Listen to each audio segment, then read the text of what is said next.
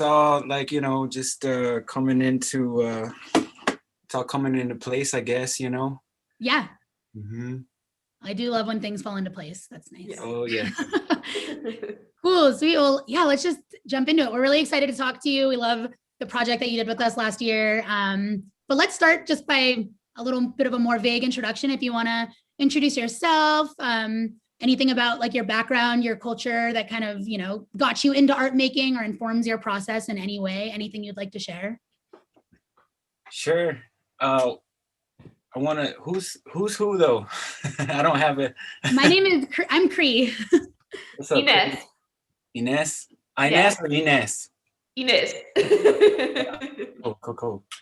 Right on. It's nice to meet y'all. I'd like to see, yeah, it's been really, this Zoom stuff is is a lot, and I'm just, still getting used to that and navigating, communicating through these platforms, Yeah, it's really interesting. I didn't do much of it. Like I've been doing online school and stuff, so I'm on this like digital platform, I guess, in terms of learning. But just the Zoom and the like, it's face to face, and it is very personable. But it's also like it's a screen, and it's so interesting as someone who really thrives on like the energy of being with a human, like in a room. I'm like, it's. I mean, it's not that it's hard to gauge another person's energy, but it's just interesting to like put the screen in between us. Yeah, for sure. Yeah, I think a lot of the motivation and direction of that last project was, it's just to kind of get folks out and about and to get folks off of the screen and, realize what beautiful medicine we have outside, Absolutely. Yeah, that's kind of what I'm dealing with that right now in every aspect of my life, is being in front of this screen and really needing to be in front of people and trying to navigate through that and making it happen no matter what, Yeah, so absolutely. it is what it is. You are right about that. Yeah. Well, cool. It's nice to meet y'all. Thanks for reaching out. My name is Mario Jose Olvera. I'm originally from Texas, Texaslan, I call it. I'm a Chicano from Texas, in the core center of Texas, right in the middle, between San Antonio and Austin and Houston, Texas. My father was from Guanajuato, and every summer he would travel back down, and that would be my summertime in Mexico for like those 3 months, And then sometimes we never came back too, so it was that flexible. Mm-hmm. But I come from Mexico. I come from those roots, even though I was born a Chicano in the States in Texas way, I was surrounded by Mexicanos all my life, and the really beautiful thing about my dad taking me to Mexico at such an early age was me really embracing that culture, embracing that side of who we were, It wasn't like that for my younger siblings or for my older sister. She really didn't care for Mexico. It was a long distance drive. It was ugly, it was dirty, and it smelled. And, but I had a blast every time I went, Um, but with all that, being from the United States or being a Chicano and going down and being amongst all my familia or all my friends, you got to see just differences, how they treated me or how they talked to me or things like that. So, a lot of that, that experience of being a Chicano and being a Mexicano as well, and, being a Chicano in Mexico, and then also being a Mexicano in Texas, Mm-hmm. Sometimes a lot of people have to flip the role or flip that script, but I kind of didn't know any different. I didn't know anything. I didn't know any better that it was supposedly different or anything until I had to go through those experiences, of either discrimination or even like, cousins hating me for something or other that I didn't do, but, just resentment for that, me being able to cross back and forth this border, So did you have family, obviously in Texas and then in Mexico as well? Yeah. Yeah. My dad, when he established our family in Texas, he was like our first out of our family to really be in the States. Mm-hmm. And from that, you know, he went back and brought more people and brought more cousins, brought more brothers, and eventually all of my family's here now. But what I remember was I was the only one that could go back and forth, you know. Going down to Mexico, I would visit all my cousins and all my tias and tios. And it was strange to me why they couldn't come back with us, you know? Yeah. You know, uh, and so, yeah, those memories are strong of uh, having that freedom and recognizing that not everybody had that, you know. It really struck a chord with me. And so I'm the only Chicano, right? I'm the only one that was born in the States, and I'm totally, you know, able to do that. But, you know, my dad took me to Mexico and he left me there, you know? And so I had that to embrace that Mexicanidad. Mm-hmm.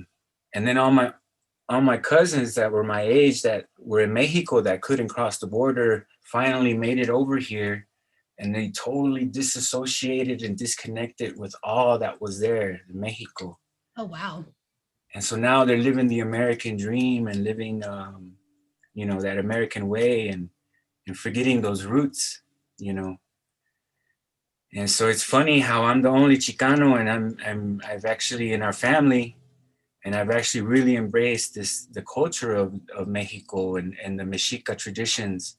So, you know, I do danza azteca, and, you know, it was really far out when I found that, or when that tradition found me.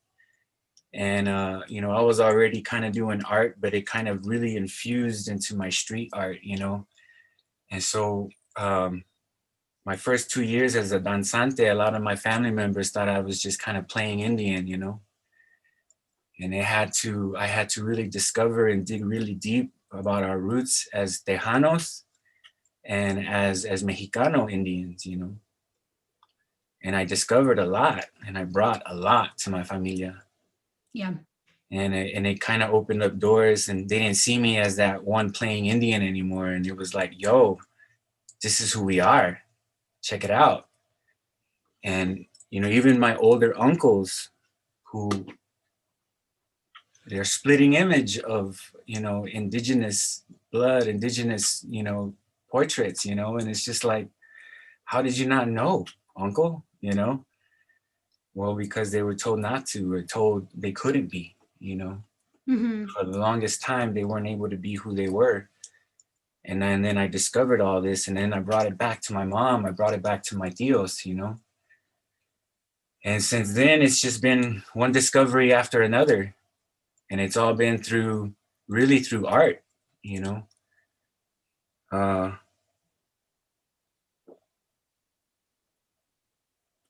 I come from Texas way, a country boy, you know, but when I moved to Houston, Texas, the horizon just kind of broadened for me, you know. I started out doing just poetry, spoken word, and from there I met a graffiti artist, a female graffiti artist, who introduced me to the danza and really, like, you know, really pushed me into that.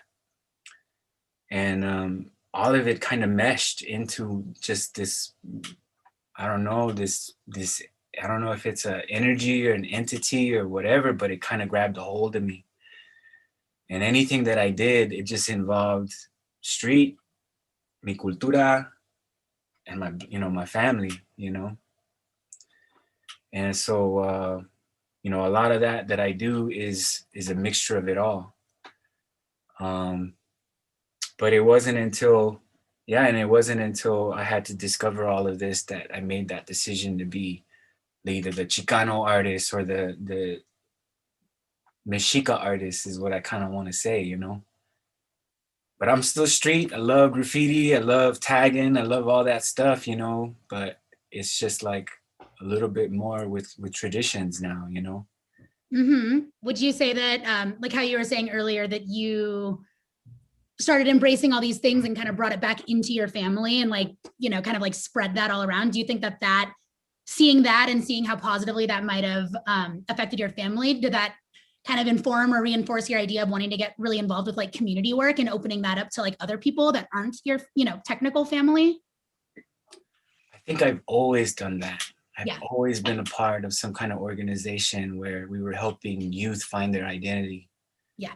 Down in H-Town in Houston, Texas, I was involved with this, it was kind of like an after school program, but it was like, it was just a school for arts. It was called Mecca, Multicultural Education and Culture Through the Arts.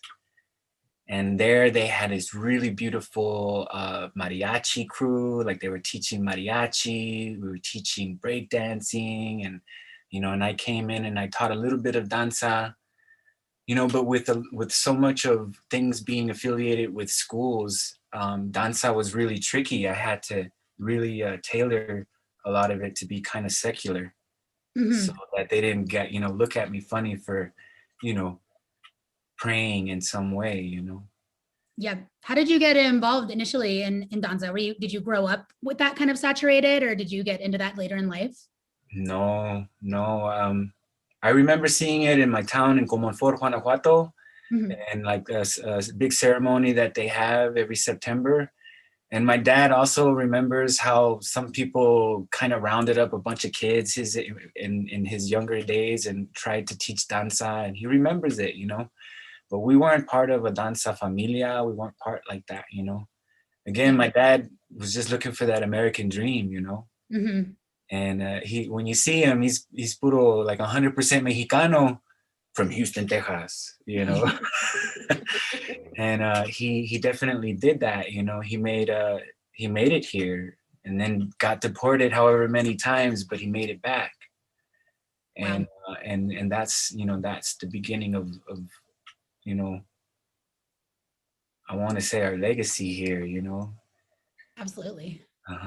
That's great. You I really just love, like, when I was just reading up on you and what you do in your art, I really love this merge of kind of the ritual with the danza, with like the kind of ceremonial aspect of it, and how you've woven that in with the visual as well. Especially I was reading, for the mural you did on the ground for Streetways last year, how you did kind of an opening and a closing ceremony with the danza, with the kids, with the community. Do you want to speak a little bit just about how that kind of just holistically all merges together, and how it just kind of creates something more whole and authentic when you can take all these different mediums, performance and danza and the creation of a mural all together as a community, and kind of what that means? Oh, it was such a beautiful package. It was such a beautiful package in the sense of like, Leah hooked it up and giving me that license to do those things, and especially in the tricky time of like the pandemic and all that, Yeah. But again, there was this need to show the people their medicines that they had that were accessible.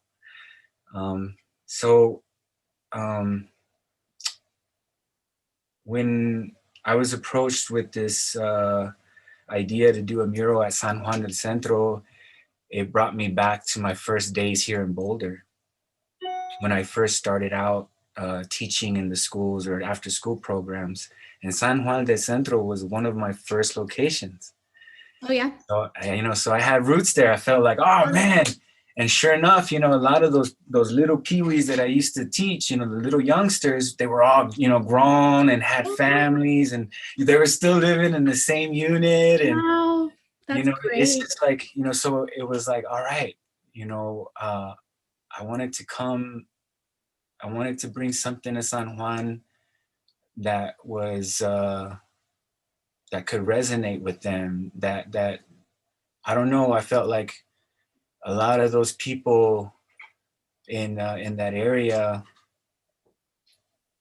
I was once that. I was once somebody just arriving to a new place, especially a place like Boulder, who you feel somewhat uneasy to be comfortable, or I don't know. I felt like they needed to feel like they belonged, and I feel strong about these things all the time, and so why I wanted to bring the danza was to kind of bring that identity back, that understanding that, hey, this beautiful medicine is here, and it's been here, And if we, it was like a, what do you call that? It was an intention, you know, and I wanted to involve the people in the community with this beautifying their home, beautifying their neighborhood. I wanted to give them that right, give them that vision, or have that license just that as much as I did, you know. So really, the danza was to make a bunch of noise and call the people out. Yeah. And call them in actually, and say, "Hey, we're here, and check it out.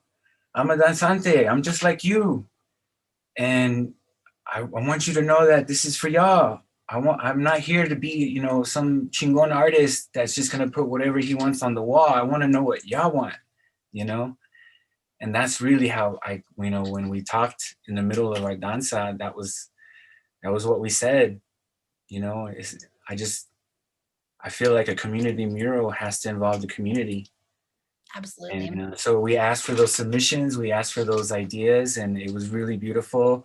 We got looked at sideways a couple of times, but they still were like very open and receptive. And and again, I saw people I recognized, and I saw people that looked like me, and the people that didn't, I wanted to invite them in, and people were like, "Hey, you're welcome. This is your home." And so that's how it started, with that intention, you know. That's great. That must have been so powerful, even just given the current climate and the timing and where the world was at that time. Like, you know, facilitating solidarity and community has been more important than ever in the last however long it's been that we've been in this. So yeah, being able to like call on the community to get involved in the creation of something in a collaborative way. And then also just, yeah, that's so powerful and meaningful to like do the ceremony, do the dance, to have people either involved concretely or to just watch it and watch it happen. That's just energy that we all need, you know, like everyone misses being in person. Everyone misses just doing something very simple, or not so simple, you know, in this case, but still simple in a way, because it's that community vibe, you know? Yeah. And the power of being with those around you. And as you said, that feeling of moving to a new place and just not knowing anyone around you, and coming from a place where you had your community, and your community is like family, and you being able to unite this community, invite people that might not feel a part of it just yet, and then with the people that have been a part of it for so long as well. Such a beautiful unification and creation of a new family within it. That is so amazing and powerful. And then to have a piece at the end that like is this creative and visual and tangible like manifestation of all of that in the end, that is like, you know, still there, and that these people get to look at every day and remember, or, you know, look to the future, or whatever. We should, Inez, if you want to pull up we should talk about just it in general. I mean, it's really beautiful. I love that it's on the ground. Like, you don't see that as often sometimes in the public art realm. Yeah. If you'd like to speak a little bit on some of the symbolism that's in here, I know it's rich in symbolism and meaning. Oh, yes. You know, right before we got started on this project, it snowed.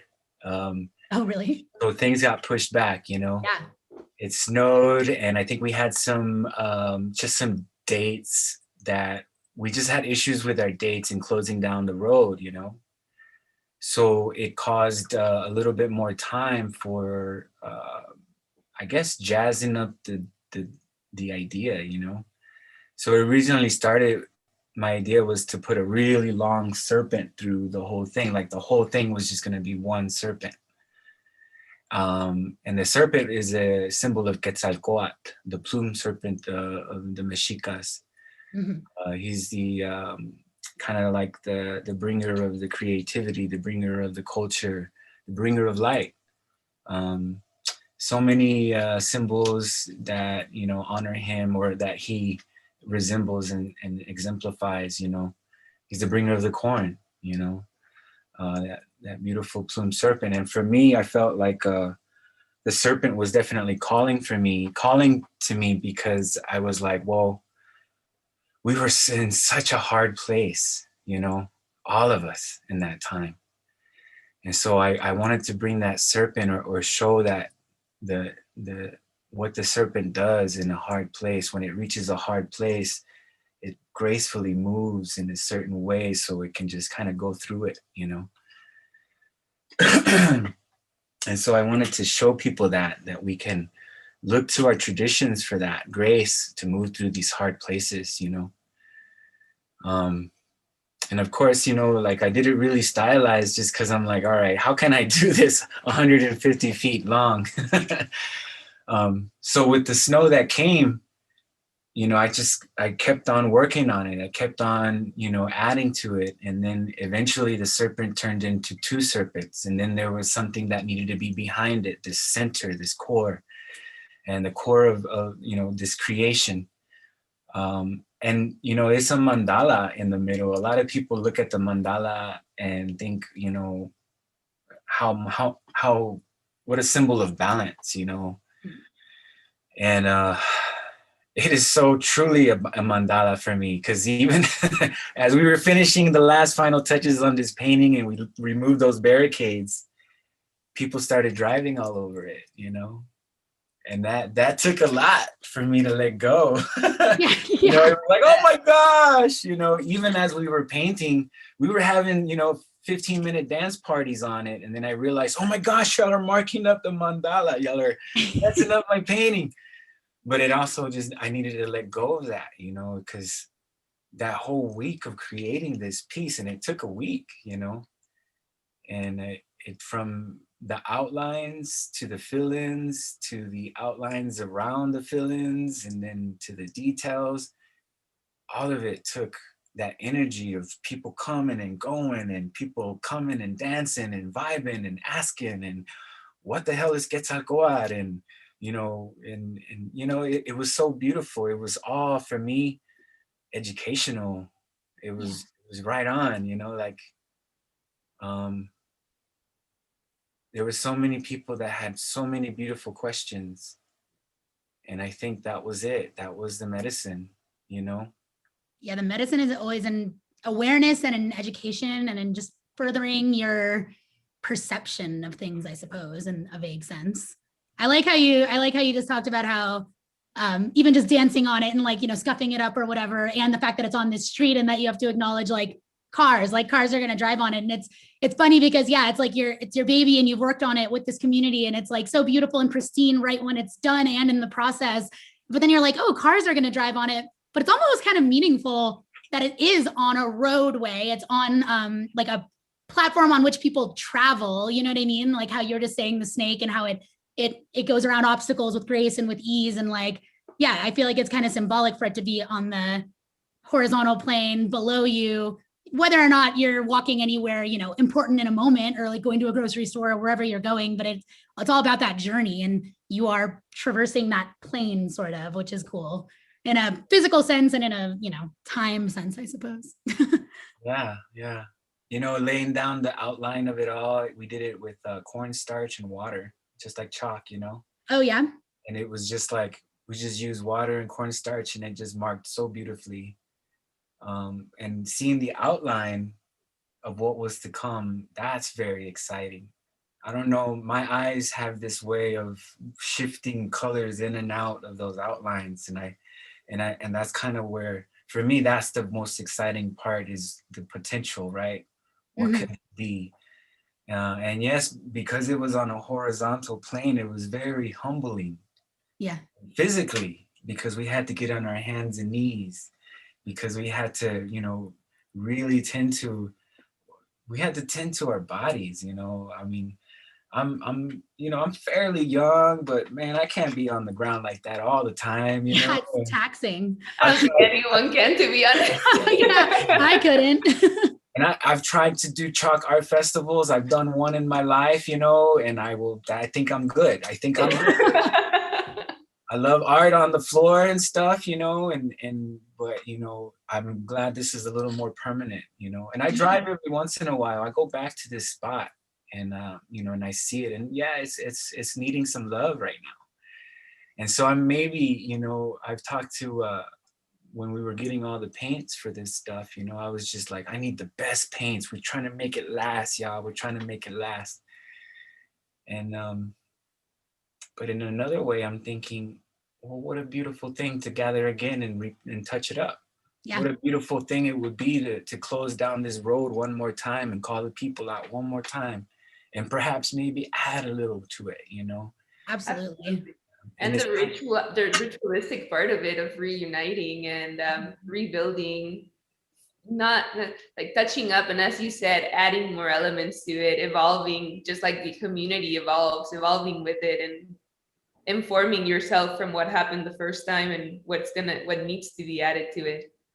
And I feel like there's themes based on everything you've told us so far, like your life story, and in this specific piece, there's these themes of the past, the history, all of that, informing the present, informing the future, how to like take those seeds, how to tend to them. So I do agreeing with what you both just said, that would be really beautiful, I think, to re-shut down the street, to like be able to regather around this thing that was created, not in the distant past, it wasn't crazy long ago, but to be able to touch it up, to almost kind of embrace the magic of ephemerality, like things aren't permanent. They just aren't. Some things are in a way, but not everything is permanent, and it's not supposed to be permanent. And if you can come back to something with a little bit of a fresher perspective, because our perspectives are always changing and shifting, right? We're always learning, and to come back with that same community and to add to it and to touch it up and to really bring anything, everyone's learned a whole lot in this last year, like since that was created, I feel like. So that would be really, really cool. For sure. And then that, that horizontal plane also reminded me, and being on my knees also reminded me of those altars that we build in front of our danza, in our danza ceremonies. If you have not seen an altar, they're kind of covered in flowers, and they make these beautiful designs that kind of look like they're interweaving, and they make beautiful things called nawiolin, and that means like 4 directions. And so laying it down on the ground like that, that's what it was for me. It was like laying down these flowers, and and it's very significant to lay flowers down in these ceremonies. We honor every life of those flowers. We honor all those things, all those elements, and we do everything with song. We do everything with beautiful voices, or else the work can't be done, right? And so the beautiful part about this is just having crew that believes in me, believes in that passion of laying down these flowers. And laying down a flower can be a symbol of laying down something beautiful, laying down something righteous, and something awesome for the people. So when I told folks that I was having this mural thing, the crew came through, My boy DJ Chris, Tip Top, his name's DJ Chris, but right away he's like, what day you want me to be there? What do you mean? And I'm like, what do you mean? He's like, I'm bringing my stuff. I'm bringing my gear, my setup, And I was like, for sure. Okay, let's come on through. And so he came the first day, and he was so in love with the vibe. He just kept on coming through. I love that. And it was just a beautiful vibe. All kind of like I knew I was going to have some music for the vibes, but he brought the vibes, Yeah. And he's the DJ that will let the kids play, He's the DJ that's going to bring the gear that's not going to mess up if you touch it the wrong way, because he knows what that is. Like he's an instructor that way, right? And he knows I'm going to have little ones all over, because that's what I invited. And so he came with that intention of let the kids play. Love it. And I have some beautiful footage. I can send you that stuff too. Of we had a couple of limbo sessions. We had a breakdance session. One of the dancers from a local b-boy studio from down the way just happened to ride his bike on that street and was like, "What are y'all doing?" He's like. Just gets off his bike and he just starts doing instruction. He starts teaching the kids breakdancing on my mural. And so I was like, all right, y'all, this is cool, but come on. But it was all love. I love it. Oh, love, and totally, like not planned at all, but just welcomed and opened, and it was like, yeah. Yep. The So collaboration, the holistic nature of all that. I mean, just like we were talking about with the dance and the ritual and the visual, but also the collaboration of the cross-pollination of people, music, art, dance, food, and there's just so many things, and creativity can take all these forms. And for it all to come together in that culmination, it just makes the energy of that piece just like, oh man, just like so much, right? Would you talk a little bit about that? More of the collaboration, like you had kids working on this with you, right? Like 20 or so kids, and they were like laying down paint with you and stuff. Like, how was that? It was fun and stressful, but it was fun. And so that's me. That's Mr. Mario right there, right? My chaos has order, It's like give a paintbrush to everybody, and then whatever they mess up, I'll fix it. I don't care. That's kind of how it went, And I knew my paints were forgiving. Uh, there were some times where I got a little anxious, and some of those times where it was too much. I had 30 people on the painting. Yeah. That's where I needed to be off of the painting. I always talk about it with people when I prepare them to work with a mural that I'm doing or directing or facilitating, is like, I'm going to be like Andy Warhol, just telling y'all what to do. And then y'all just touch it up, I'm going to do that. I'm going to do that. Or, it's just that, just like conducting or directing in that way.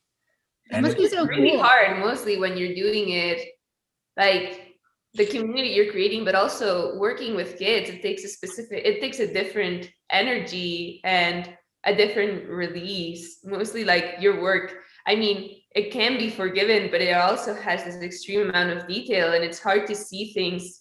In terms of murals, they're so large. When you're looking at things up close, it's hard to picture exactly what you're doing. And I feel like it's 10 times harder if you're not the artist that has the general image. And if you're a kid who's just having fun with paint, then like, how do you cope with this stress throughout the whole project? Like, what do you do to just allow yourself to relax and move forward? Yeah. And I had to go back to my days as an early artist and as an early child trying to help out, You don't mean to mess up, and damn, it felt so bad when you got yelled at, And I kind of was like, I ain't trying to be that for somebody, The only thing I had a biggest issue was when they went for the paint and they didn't like clean it up or nothing. They just walked around the mural, dripping paint all over the place, And I was just like, oh my gosh, how can I say this in a beautiful way, Yeah, please don't drip. Yeah, don't drip, Just don't drip. And then I remember having these youngins, they came and they helped me out, and I was already at that point where most of it was filled in. So now it was to that point where we're getting into the details or to the really fine painting, and they so really wanted to paint. And so I was like, all right, here we go. And I left them with the paint, and when I came back, the whole thing was different. And so I was like, cool. I guess we have pink feathers over here on this side now. Let's go make those pink, and so that caused more work, but more work that they wanted. So I was like, all right, now we're going to be over here. We're going to balance it out. Oh, that's so beautiful. So empowering for kids to, art creation and like the healing powers of art in general, obviously for kids, for adults, for everybody. But that must have been so exciting for them to be working on something that's like so tangible and so public. Duh, like that's right there on their street. Like they know everyone's going to see that. Like, and they get to go and they get to brag to their friends and their family and be like, I got to work with this really cool guy who made this. And like, there's my part. Like I painted that, or that's my square, or like, that's what I did. And that's just, I can't imagine just as a kid being handed like actual tools, like paintbrushes in that way to just really, and also with the freedom, how you're saying, which could have been stressful for you, obviously, but just the freedom of they got to kind of do whatever they want to an extent. And you got to figure out a way to facilitate and conduct that and to work around it. And I don't know, that's just so empowering. I love that so much. Yeah, I had a very good you know, I had a lot of support too. You know, different families came at different times that kind of knew my vision, and so I had that support that, you know, no matter what, things are gonna get cleaned up. You know, I Mhm. had a lot of crew who were professional painters, like painting houses and stuff, and they came and they totally were like, yeah, Mario, don't worry about it, you know, and so I felt like I had a lot of support, you know. And again, Streetwise hooked it up, you know, like I wouldn't have been able to do a lot of the stuff without that support as well, you know. And because they came through, I was able to come through and help out other people, you know, with finances or monetary in that way, you know. Everyone got hooked up in this project, you know. I love And that. and it was for me, it was a block party of familias, you know.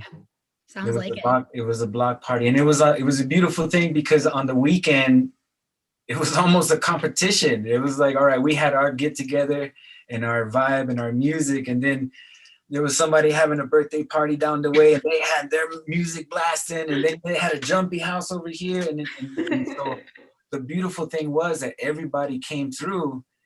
They dropped us off some food.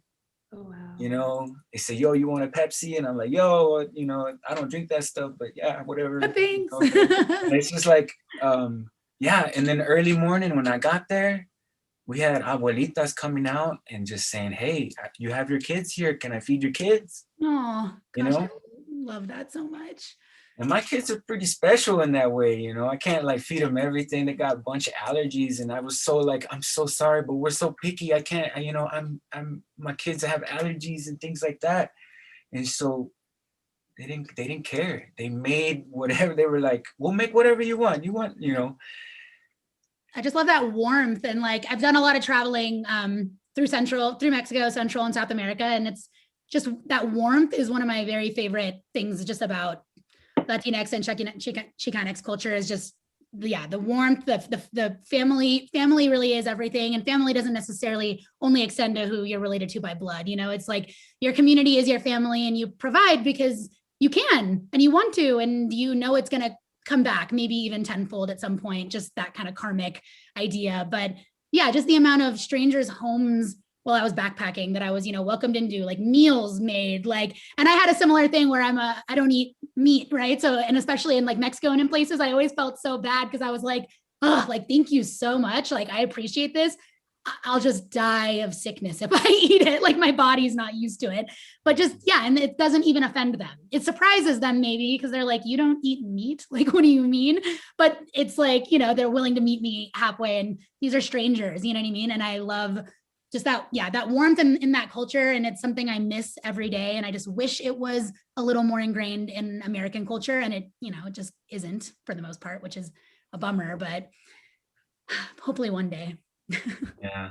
You know, that the familia, the essence of family was totally the strong point of it all. Like, you know, I had my family there from the beginning to the end. My kiddos were there, and they played with their kids. They ran amok in their playground, and you know, they did that, you know, and we all had this idea that we're taking care of like comadre, compadre, you know, that's what we say to each other, is like, I'm taking care of your kiddo right now. I got you, you know. Yep. And because I had my kiddos, and because I have this loving way with the kiddos, parents came to me with their concerns of that place, of that neighborhood, of, you know, hey, you know, can you tell people to, I don't know, put a speed bump, you know.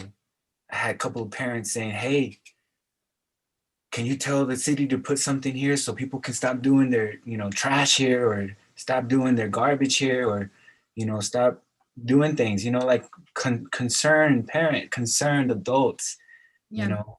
When we closed it off and the kiddos were running around the mural, riding their bikes, and they said how much it livened the place up, you know.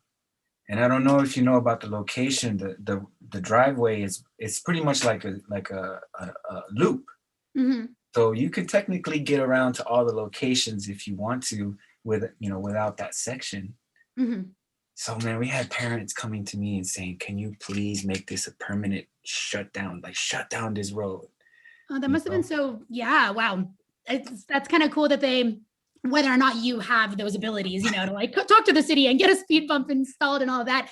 That's pretty heartwarming that you were in those moments, and however long this took, you were seen as kind of this beacon of, you know, I don't know what even the word is, of hope and safety kind of in this way. And of, because, you know, closing it down is probably really reassuring for these parents who are generally concerned, you know, people speeding, their kids being out there on bikes, on scooters, whatever, to see it shut down and to just, they don't have to worry. They're just like, go, just go, you know, like ride around, like go dance, go break dance, go eat food, go paint, like just do it all without any concern for safety in that sense that they probably usually consider. It was really touching. You know, and I used to work in special ed in the BVSD for 9 years. You know, Mhm.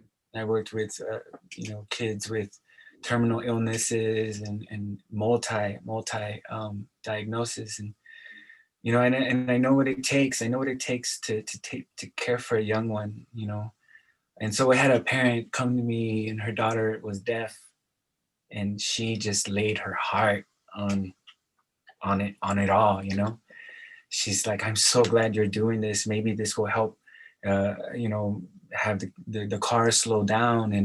And then she was actually really pushing for me to talk to the city about getting some, you know, uh, signs that there's deaf people in the area, Mhm. that Yeah, people should, you know, be aware. And, you know, but she just like really, she just really like gave me her heart in that way. Like, hey, this is what we need here. And, you know, and that kind of struck me so hard because I worked in special ed for so long, and because I know what it takes, and because I know everyone needs to be on board when it comes to taking care, you know, of folks and of young ones, especially with special needs. And so, yeah, it took me back, you know, it took me back to being involved in that way. And yes, man, maybe, yeah, what do I need to do to speak up about this, you know? And so it was all very inspiring. It was all very like, oh, you, the community needs more. They need more of these kind of things that spark so much, right? absolutely. It sparks ideas and safety and security, and it's love, you know, just love for each other, you know. Absolutely. And then just the beautification of that space, like we were saying earlier, that's something that they get to look at now for as long as it lasts. And it's going to spark, you know, not even just the ideas of what the symbolism is, but really just around the entire creation and the entire event that it became, this block party that just lasted. How long was the entire process of creation? Yeah, 7 days, like 6, 7 days. 7 days. I started off just kind of outlining everything with that, you know, the cornstarch liquid and crisp lines. And so everything kind of, you know, every day was a different phase in the creation, you know. Mm-hmm. I could easily try to pull it off in 3 days and not sleep, and you know, but it would do everybody a disservice, you know. So I kind of did it all in increments, and the I'm sorry, I lost track of what I was going to say. What were you? What did you ask? I don't even remember what. Oh, I think I just asked about how long it took. But I really like what you just said about it could have been done in, you know, a stressful amount of time, like a short amount of time. And I think that just really speaks to, you know, I don't know, Western culture in general. In some ways, it's just all about immediate gratification. What's convenient? What's quick? You know, how do we get things done as quickly and efficiently as possible? Whatever efficient means in those ways. And it's really beautiful when people can just appreciate the actual making journey. Like it really isn't the destination, it's the entire thing that gets you there and that journey. So to stretch it out and to make it less stressful, because why wouldn't you make it less stressful? And also just to make it more wholesome and holistic and fun and everybody's involved. And yeah, I mean, that's where the magic is. It's that entire journey. Like, why do it in a short amount of time and just make it stressful and like a more of a personal project when you can really just expand it out, including everybody, a longer amount of time, shut that road down for longer, you know? For sure. Yeah, we so like again that snow ended up postponing things. The issue with the parking reservations that kind of postponed everything, but it worked out the way it needed to, you Yeah. know. So the reason why I bring up the whole 3 days thing is because I was gonna try. I was gonna try, right? I had that only because I wanted to go to the party, you know. It was like the day that we were in the most thick of the painting and creation was the day that it was like the big celebration for Streetwise. Mm-hmm. And I was like, that's my chance to get crazy and get wild. And so I was really trying to, you know, just I was trying to be present for that, you know. Yeah. So when everything got postponed, you know, I kind of just made that decision, like, I'm not gonna go to that, you know, because I need to tend to this, and that's I can't really take breaks if I still need to get stuff done, you know. And I think I don't know, I feel really bad because I didn't hang out with the cats. I didn't hang out with the rest of the artists. I feel really bummed for that. I wanted to hang out with Leah more, and I want to introduce myself to the rest of the artists, and so I think that's why I was playing with the idea of getting it done in 3 days, you know, because I want to be present for that, you know. Yeah. But the creation was more important, you know. I guess I can hang out with those cats another day, another barbecue. Another barbecue. Yeah, no, I love that. I mean, and that's just another testament and lesson, and you know, whatever is thrown at you might not be in that moment what the plan was or what you thought it was or what your initial, you know, entire blueprint for something looked like, but in some way it's always going to manifest in something, you know, different but just as meaningful, if not more. So embracing that journey and not knowing where it might actually end up. Very cool. Yeah, I think that's kind of where I want to just say what those, not regrets, but just wishes I wish I could have done, you know. It's just been more present with the other artists, you know, and be involved in that way, in the scene in that way, you know. Because that's also good medicine too for creatives, you know. I did have the honor and the privilege of meeting Marca 27, one of the artists that was working kind of right across the street from me. And what I saw him do, what I saw him create, man, I was just like blown away, you know. And when he actually took the time to come see my piece, you know, and you know, just seeing his reaction to what I was doing, I was like, damn, I look up to you, you know. Like I was just like, this is what I miss, you know. I miss this camaraderie type thing where like this familia with art within artists, and you know, even though he's from NYC or wherever he's from up north, and we still resonate like that. He can still, you know. And he was telling me about his piece, but then he was like, man, I'm preaching to the choir, man. You know all this stuff already. And I was like, yeah, but tell me anyways. Yeah, I want to hear it from you. I know, but give me some pointers here. No, but so I loved that. I loved when he came, you know, and I was like honored that, you know, he felt what he felt when he saw that piece, or when he saw the creation process. And he was like, wow, this is dope, you know, and that meant a lot to me, you know. So that's what I wanted, and I feel because of that whole situation with time, it didn't allow that, you know. Yeah, it is the best though when you, as someone who also is a maker, like sometimes you just get very lost and deep into whatever process you're in, and you know what you're doing is meaningful, you know what you're doing is important, obviously, but there's something about that positive reinforcement. I feel like hearing it from just like another human, whether it's someone who's on that same art plane or not, like hearing, you know, like the parents and what they're saying to you and all that stuff, just like that reinforcement of like, yeah, no, this is it, this is the medicine, like this is the work, you know. It's good work. It's good work. And so one of the things that also came from this project is just this beautiful, so couple months before I was offered this project, I actually made it very clear to the universe that I was going to be something else. I wanted to do music, and I wanted to start working with beat making and producing and stuff, like, you know, and so much that, you know, I had to make that distinction, that manifestation, right? I said it out loud. I said it, hey, I want to be a musician now. I want to make beats now. I want to do this, you know? And so I say, I'm going to let go of the art. I'm going to let go of the visual art. And for the longest time, my creative process has shifted in so many forms. Like first I'm a danzante for 3 months and I'm really hardcore about that.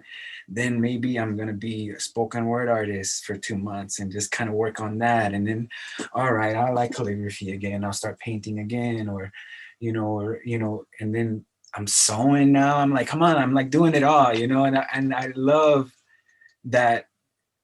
It's like falling in love again, you know, it's like falling in love, you know, like when you find a new medium. And for me, it's always kind of done this like combination lock thing where it kind of rotates, and wherever I land, that's what I'm doing in that moment. But with the visual art, because it's been a part of my life so much, and because I can't escape so many things that it brings, I really wanted to make that, right? I wanted to make that distinction, or that I don't even want to, a mandate, like, I don't know, a mandate. I don't know how to say it, but I said it to myself that I wanted to do something different.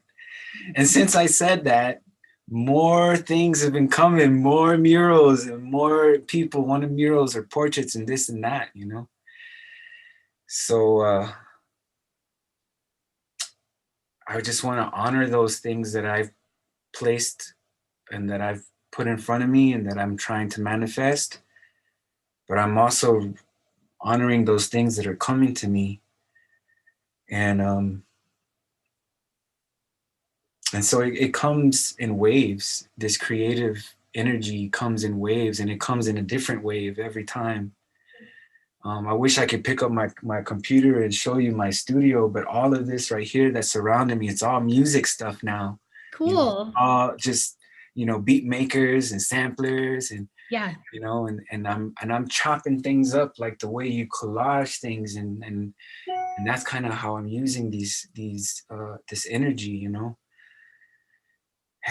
And so looking back at this last mural project, it has all been, it's been all one. Like when DJ Chris brought the beats and I provided the visuals, we could have interchanged that, you know. I could have said, I'll bring the beats this time, you know, and then you bring the visuals, you know, like it's like that's kind of what I want. I don't want it to be just a visual thing anymore. Like I want it to be an experience of it all, the movement, the music, the creation with it all, you know. And so from this, I was like, okay, still in pandemic mode. Okay, what do we do? No one's having shows. No one's on the mic. Everybody's scared to take a class inside. What do we do? So I'm in this process of